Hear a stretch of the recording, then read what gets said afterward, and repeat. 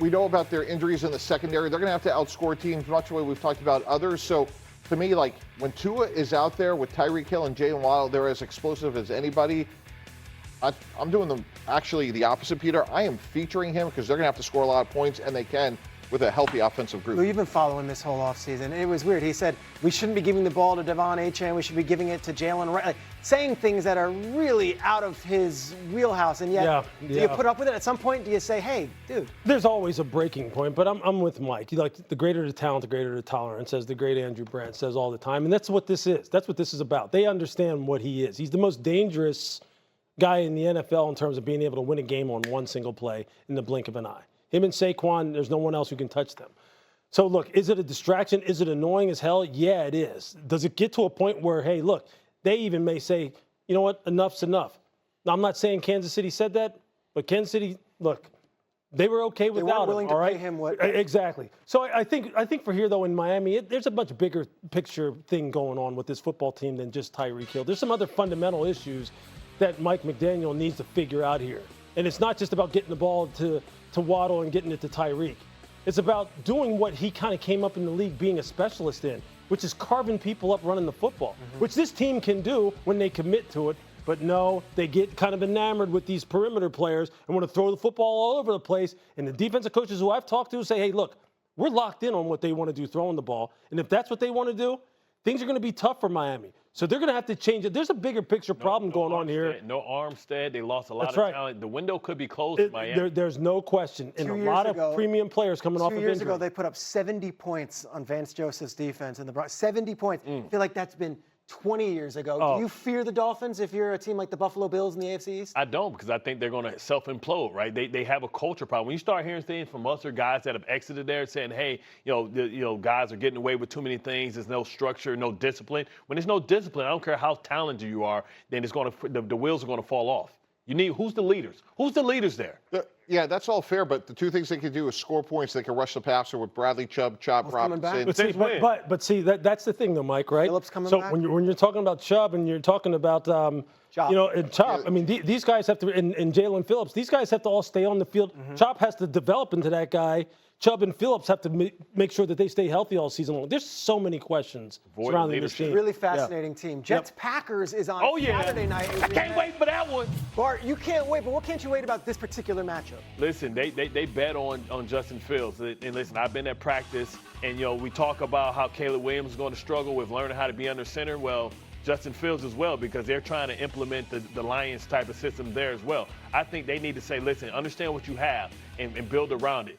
That's what great coordinators do. I want to see, they should look like the 2019 Baltimore Ravens. It should be those three running backs. It should be Justin Fields throwing the ball 20, 25 times, play with great defense, and run with that three-headed monster and use him like a used rental car. You know how those rental cars are. You smoke cigarettes in it. You got McDonald's packages in the back. You abuse it because you know you ain't bought it. Ketchup packets. Yeah, don't count. You ain't buy it. You rent it. That's how you want to treat Justin Fields, like a used rental car. Absolutely. Run, baby, run. When is your show on in New York every day? Yeah, about 10 o'clock. Okay, that's good. Everyone, that's what you're getting. Okay. Mike, what are your thoughts on a used rental car, Justin Fields? I'm buying Justin Fields. I'm not renting him. He is as like-minded with his head coach as we've seen in a long time coming out of the Jets. I'm not sure how many points this team is going to score, but they are going to be tough. They're going to be well-coached. And I'm just really intrigued by Justin Fields. He's reunited with Garrett Wilson, where they had massive production at Ohio State. And I think the way they're going to play offense is they're not going to turn the ball over. They're not going to have a lot of, like what we've talked about, self-inflicted wounds. So I think Justin Fields has a chance to stick around. 800 yards. They need about 800, 900 yards. Like, I've said it all offseason, and Mike, you know as well as anyone with this football team.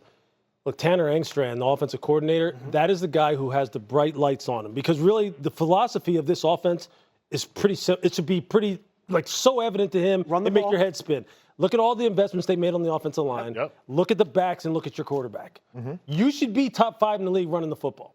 There's just no ifs, ands, or buts about it. And if you're not, Tanner Engstrand, you should be looking for work a year from now. It should be that simple. Run this football and run it down everyone's throat. You have the horses to do it. Let's look to the other side of that game, because I think the Packers are really interesting too. And Jordan Love has gotten a little bit better. And then you're kind of wondering, is he plateauing or can he get to that next level? We know how Mike Tannenbaum feels about him going into 2025.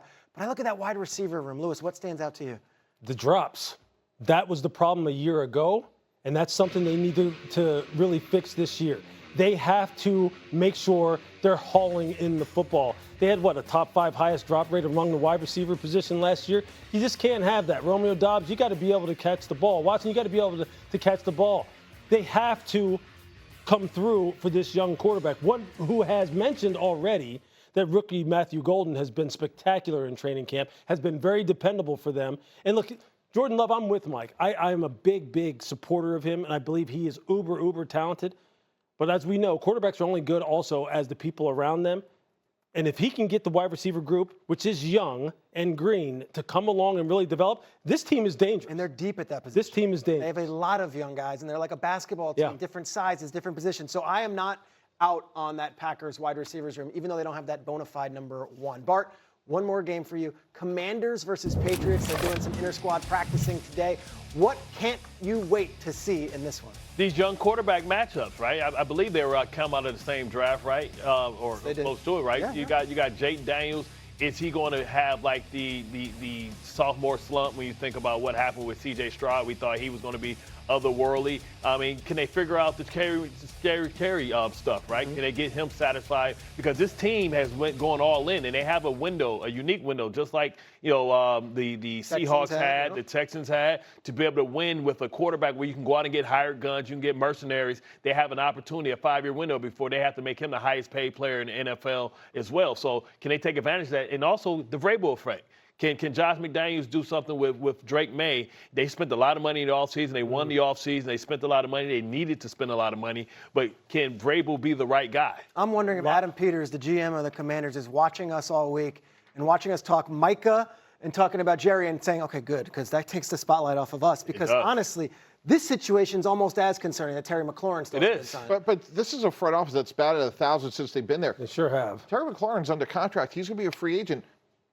If they don't get a deal done, he just plays, and we'll see what happens. And they have a superstar in Jaden Daniels. I'm sure part of their thinking has to be like, in another year when we have to pay him, do we want to make sure that we have all the room in the world in terms of if Terry McLaurin's still playing great, that's one thing. But if he's not, this is job 1, 2, and 3. Bart Scott, you're shaking your head. And here's well, the wait, other thing. I want to hear from Bart because he's shaking his head.